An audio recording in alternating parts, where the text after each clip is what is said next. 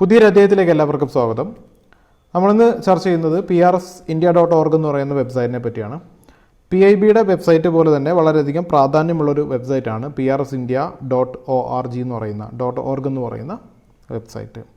അപ്പോൾ ഇതിൽ കൂടുതൽ ലെജിസ്ലേറ്റീവ് ബന്ധപ്പെട്ട ഡീറ്റെയിൽസ് ആണ് ഇതിൽ ഉണ്ടായിരിക്കുന്നത്. നിയമനിർമ്മാണത്തിൻ്റെ മിക്കവാറും എല്ലാ സങ്കേതങ്ങളും നമുക്ക് ഇതിലൂടെ പഠിക്കാനായിട്ട് സാധിക്കും. കറണ്ട് അഫേഴ്സ് ഓറിയൻറ്റഡ് പഠിക്കുമ്പോൾ നമുക്ക് ഈ ഒരു വെബ്സൈറ്റ് ഒരിക്കലും ഒഴിവാക്കാനായിട്ട് സാധിക്കില്ല.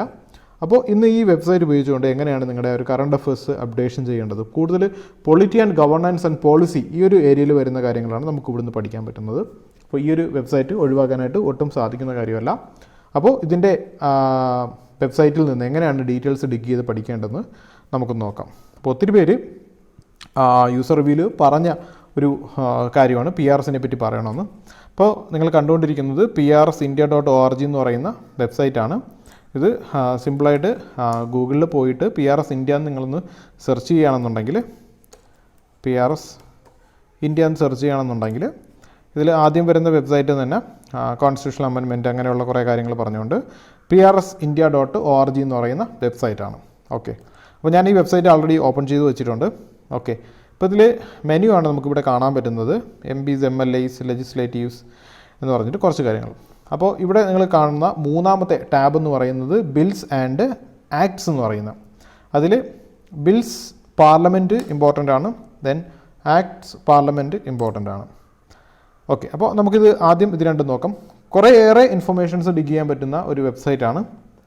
അപ്പോൾ അതിൽ ആദ്യം നമുക്ക് ബിൽസിൻ്റെ സെക്ഷനിലോട്ട് പോവാം.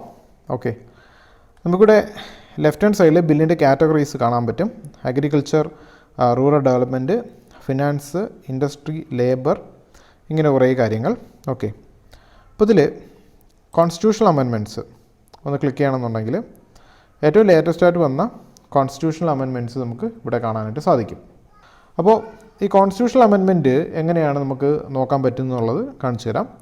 ഇത് റൈറ്റ് സൈഡിൽ നോക്കുകയാണെന്നുണ്ടെങ്കിൽ ആ ബില്ലിൻ്റെ ഇപ്പോഴത്തെ അവസ്ഥ അറിയാൻ പറ്റും. പാസ്ഡ് ആണോ, ലാപ്സ്ഡ് ആണോ, പെൻഡിങ് ആണോ, ഇങ്ങനെയുള്ള ഇൻഫർമേഷൻസൊക്കെ കിട്ടും. എന്തായാലും 126ാമത്തെ അമെൻമെൻറ്റ് ഭേദഗതി എന്ന് പറയുന്നത് പാസ്റ്റ് സ്റ്റേറ്റിലാണ്. അപ്പോൾ നമുക്കിതിനെപ്പറ്റി ഒന്ന് നോക്കാം. ഓക്കെ, ഓപ്പൺ ചെയ്ത് കഴിഞ്ഞാൽ നമുക്ക് ഏറ്റവും ടോപ്പിൽ തന്നെ ആ ഒരു കോൺസ്റ്റിറ്റ്യൂഷണൽ അമെൻമെൻറ്റിൻ്റെ നമ്പർ കാണാൻ പറ്റും. 126th amendment. ഓക്കെ, നമുക്കിതിൽ UPSCക്ക് ചോദിക്കാൻ പറ്റുന്ന ചോദ്യങ്ങളെന്ന് പറയുന്നത് 126ാമത്തെ അമെൻമെൻറ്റ് എന്താണ് എന്ന് പറഞ്ഞിട്ട് 4 ഓപ്ഷൻസ്. അതിൽ നിന്ന് കൃത്യമായിട്ടുള്ള ഒരു ഓപ്ഷൻ സെലക്ട് ചെയ്തെടുക്കുക. ഒരു MCQന് ഉപരി എന്താണ് സിംഗിളായിട്ട് തന്നെ ആൻസർ കണ്ടുപിടിക്കാൻ പറ്റുന്നതാണ്. കൃത്യമായിട്ട് അറിയാമെങ്കിൽ മാത്രമേ ഇങ്ങനെയുള്ള കാര്യങ്ങൾക്ക് നമുക്ക് ആൻസർ ചെയ്യാൻ പറ്റത്തുള്ളൂ. എലിമിനേഷൻ ടെക്നിക്ക് ഇവിടെ വർക്ക് ചെയ്യത്തില്ല. ഓക്കെ, ഈ ഒരു ബില്ല് എന്നാണ് ഇൻട്രൊഡ്യൂസ് ചെയ്തെന്നുള്ളത് ആദ്യം കൊടുത്തിട്ടുണ്ട്. ലോക്സഭയിലാണ് ആദ്യം ഇൻട്രൊഡ്യൂസ് ചെയ്തത്, ദെൻ ലോക്സഭയിൽ പാസ് ചെയ്തു, then introduce to Rajya Sabha and passed. Okay, അപ്പോൾ ഈ ഒരു ബില്ലിൻ്റെ പ്രൊവിഷൻ എന്ന് പറയുന്നത് it's related to reservation of seats for scheduled caste and scheduled tribes. അപ്പോൾ ബിൽ റിസർവ് ചെയ്യുന്നത് reservation seat, Lok Sabha Rajya Sabha reservation സീറ്റ്സുമായിട്ട് ബന്ധപ്പെട്ട കാര്യങ്ങളാണ് ഇവിടെ വരുന്നത്. അതിൻ്റെ ഡീറ്റെയിൽ താഴെ പറയുന്നത് ലോക്സഭയിലെ ലെജിസ്ലേറ്റീവ് അസംബ്ലീസിലെയും SCയുടെയും STയുടെയും റിസർവേഷൻ മെയിൻറ്റെയിൻ ചെയ്യുന്ന ബില്ലാണ്. നമുക്ക് കൂടുതൽ ഡീറ്റെയിൽ വേണമെന്നുണ്ടെങ്കിൽ റൈറ്റ് ഹാൻഡ് സൈഡിൽ ബിൽ ടെക്സ്റ്റ് എന്ന് പറഞ്ഞിട്ട് ഒരു PDF ഉണ്ടാവും. നമുക്ക് വേണമെങ്കിൽ അത് ഓപ്പൺ ചെയ്ത് നോക്കാം. ആ ബില്ലിനെ പറ്റിയുള്ള ഇൻഫർമേഷൻസ് ഒരു 4-5 പേജിലായിട്ട് കാണാൻ പറ്റും. നമുക്ക് എല്ലാ ആക്റ്റും ഇതുപോലെ, എല്ലാ ബിൽസും ഇതുപോലെ ഓപ്പൺ ചെയ്ത് നോക്കാൻ പറ്റും. ഇനി മലയാളത്തിൽ ഇൻഫർമേഷൻ ആഗ്രഹിക്കുന്നവർ, ഞാൻ നേരത്തെ പറഞ്ഞിട്ടുണ്ടായിരുന്നു, ക്രോമാണ് യൂസ് ചെയ്യുന്നതെങ്കിൽ ഗൂഗിളിൻ്റെ ട്രാൻസ്ലേറ്റർ നമുക്ക് പ്ലഗിൻ ഇൻസ്റ്റാൾ ചെയ്ത് വയ്ക്കാം. സോ മലയാളം കാണുന്നുണ്ടെങ്കിൽ റൈറ്റ് ക്ലിക്ക് ചെയ്തിട്ട് ട്രാൻസ്ലേറ്റർ മലയാളം എന്ന് കൊടുത്തു കഴിഞ്ഞാൽ ആ ഒരു ഭേദഗതി നമുക്ക് മലയാളത്തിൽ വായിക്കാനായിട്ട് സാധിക്കും. ഒരു 90% ഒക്കെ ഒരു ട്രാൻസ്ലേഷൻ കറക്റ്റാകുന്ന രീതിയിലാണ്. ബിക്കോസ് ലെജിസ്ലേറ്റീവ് ലാംഗ്വേജ് അങ്ങനെയാണ്. അപ്പോൾ സാധാരണഗതിയിൽ ഇംഗ്ലീഷ് വായിച്ചാൽ മനസ്സിലാവാത്തവർക്ക് വേണമെങ്കിൽ മലയാളം ട്രാൻസ്ലേറ്ററിലൂടെ യൂസ് ചെയ്യാം. ഓക്കെ, ഒരു ഓപ്ഷനായിട്ട് പറഞ്ഞു എന്നേ ഉള്ളൂ. ഓക്കെ, ദെൻ ആക്ട് നോക്കുകയാണെന്നുണ്ടെങ്കിൽ നമുക്കിവിടെ central Sanskrit universities act, okay, അതുപോലെ പേഴ്സണൽ ആക്ട്. കഴിഞ്ഞ വർഷം ഒരുപാട് കോളിളക്കം സൃഷ്ടിച്ച, ഒരുപാട് വാർത്തകൾ സൃഷ്ടിച്ച ഒരു ന്യൂസാണിത്. അതായത് പേഴ്സണൽ ലാ അമെൻഡ് ചെയ്തുകൊണ്ട് 19 ആക്ട്. അപ്പോൾ ഇങ്ങനെയുള്ള എല്ലാ ആക്ട് നോക്കിക്കഴിഞ്ഞാൽ ഒരു 1 to 2 പേജ് അല്ലെങ്കിൽ മാക്സിമം ഒരു 5 പേജിൽ നമുക്കതിനെ കാണാൻ സാധിക്കും.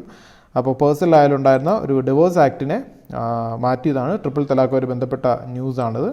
അപ്പോൾ നിങ്ങളിത് ന്യൂസ് ആൾറെഡി കേട്ടിട്ടുള്ളതായിരിക്കും. സോ എനിവേ, ഇത് ഗസറ്റിൽ പബ്ലിഷ് ചെയ്യണമെന്ന് വെച്ചാൽ ഈ ഒരു ആക്ട് ആയതിനു ശേഷമാണ് ഇത് ഗസറ്റിൽ പബ്ലിഷ് ചെയ്യുന്നത്. ഗസറ്റിലുള്ള കാര്യങ്ങൾ തന്നെയാണ് മിക്കവാറും ഈ പോളിസിയുടെയും ഇന്ത്യൻ പൊളിറ്റിയുടെയും കോൺസ്റ്റിറ്റ്യൂഷനിലെയൊക്കെ കാര്യങ്ങൾ ചോദിക്കുന്നത്.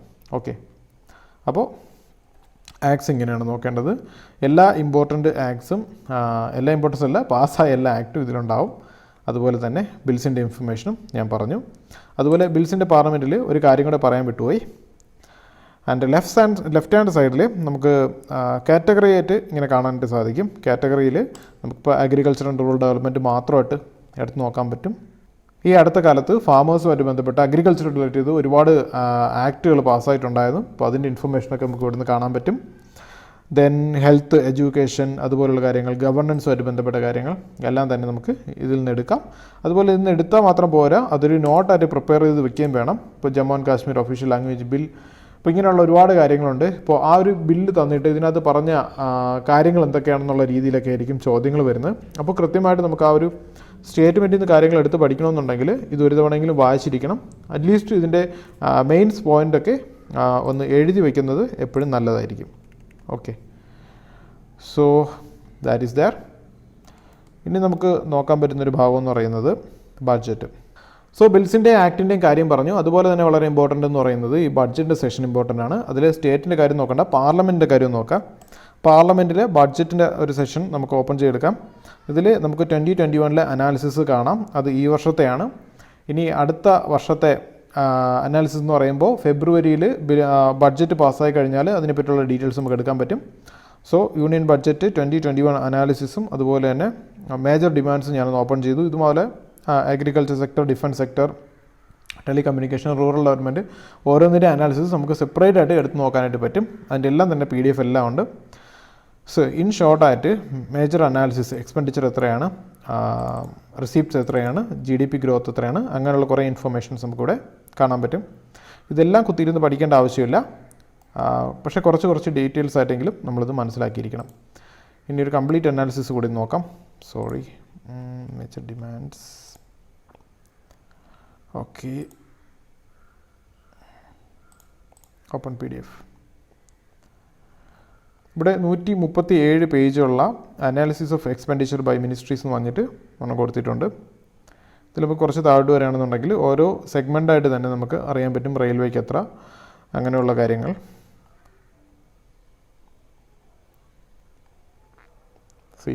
ബഡ്ജറ്റ് അറ്റ് എ ഗ്ലാൻസ് എന്ന രീതിയിൽ നമുക്ക് ബഡ്ജറ്റിൻ്റെ ഹൈലൈറ്റ്സ് നമുക്കിവിടെ മനസ്സിലാക്കാം.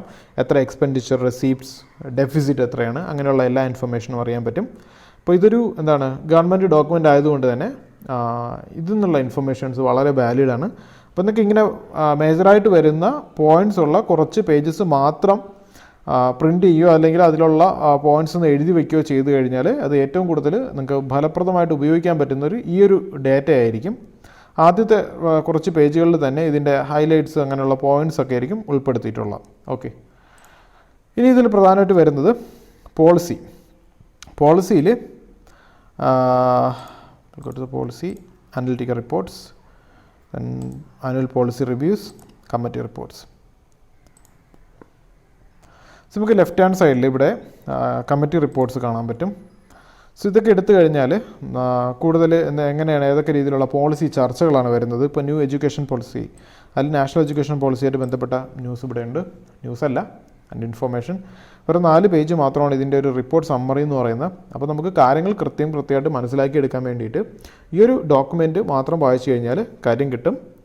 അപ്പോൾ കൂടുതൽ റിച്ച് പോയിൻറ്റ്സ് നമുക്ക് കിട്ടും. മാത്രമല്ല ഏറ്റവും ഫങ്ഷണലായിട്ട് കാര്യങ്ങൾ എങ്ങനെയാണ് വർക്ക് ചെയ്യുന്നുള്ള കാര്യം മനസ്സിലാക്കിയെടുക്കാനായിട്ട് ചില ഡയഗ്രംസ് ഒക്കെ ഇതിനകത്ത് കാണും ഇമാതിരിയുള്ള. അപ്പോൾ കൃത്യമായിട്ടുള്ള ഒരു ധാരണ ക്രിയേറ്റ് ചെയ്തെടുക്കാനായിട്ട് ഇതിൽ നിന്നുള്ള ഡോക്യുമെൻറ്റുകൾ നിങ്ങളെ സഹായിക്കും. ഇന്നുള്ള ഡോക്യുമെൻറ്റുകൾ PDF ആണ്, അത് നിങ്ങൾക്ക് ഡൗൺലോഡ് ചെയ്ത് വയ്ക്കാം. അങ്ങനെ അല്ലാന്നുണ്ടെങ്കിൽ ഇതിൻ്റെ പോയിൻറ്റ്സ് മാത്രമായിട്ട് നോട്ട് ചെയ്ത് വയ്ക്കാം. ഇപ്പോൾ മൊബൈലാണെന്നുണ്ടെങ്കിൽ സ്ക്രീൻഷോട്ട് എടുത്ത് വയ്ക്കാം. Whatever it may be എഴുതിയെടുക്കാം. അങ്ങനെ പല രീതിയിൽ നിങ്ങൾക്ക് ഫലപ്രദമായിട്ട് ഈ ഒരു ഡോക്യുമെൻറ്റ്സ് വെച്ച് പഠിക്കാൻ പറ്റും. സോ ഇത്രയും നേരം കൊണ്ട് നിങ്ങൾക്ക് മനസ്സിലായിട്ടുള്ളൊരു കാര്യം എന്ന് പറഞ്ഞാൽ ഈ ഒരു വെബ്സൈറ്റിൽ കുറച്ച് ഇൻഫർമേഷൻ മാത്രമല്ല ഉള്ളത്. ലെജിസ്ലേറ്റർ ബിൽസ് ഉണ്ട്, ആക്ട്സ് ഉണ്ട്, പോളിസീസ് ഉണ്ട്, ബഡ്ജറ്റ് ഉണ്ട്, ഇമാതിരിയുള്ള എല്ലാ ഡീറ്റെയിൽസും ഉൾപ്പെടുന്ന ഒരു വെബ്സൈറ്റാണ്. അപ്പോൾ വീക്കിലി ഒരു 1-2 തവണയെങ്കിലും ഈ ഒരു വെബ്സൈറ്റിൽ ഒന്ന് ലോഗിൻ ചെയ്യുക. പുതിയ ബില്ലൊക്കെ പാസ്സായി കഴിഞ്ഞാൽ 2 days കഴിഞ്ഞ് നോക്കിക്കഴിഞ്ഞാൽ ഇതിനകത്ത് അതിൻ്റെ അപ്ഡേറ്റ്സ് ഒക്കെ ഉണ്ടാവും. മാത്രമല്ല ഡയറക്റ്റ് ഒക്കെ സെർച്ച് ചെയ്യാനുള്ള ഓപ്ഷനൊക്കെ ഇവിടെയുണ്ട്. സെർച്ച് എത്രത്തോളം വ്യക്തമായിട്ട് വർക്ക് ചെയ്യുമെന്ന് എനിക്കറിയില്ല. So anyway just try to be updated from the site also. That's it. അപ്പോൾ PRS ഇന്ത്യയുടെ വെബ്സൈറ്റ് എങ്ങനെയാണ് നിങ്ങൾക്ക് ഡേറ്റ എടുക്കേണ്ടതെന്നതിനെ പറ്റി ഈ ഒരു ചെറിയ വീഡിയോയിൽ കാര്യം കൃത്യമായിട്ട് മനസ്സിലായെന്നുള്ള വിശ്വാസത്തോടെ നമുക്ക് മറ്റൊരു വീഡിയോയുമായിട്ട് വീണ്ടും കാണാം. This is Akhil signing off. Good bye.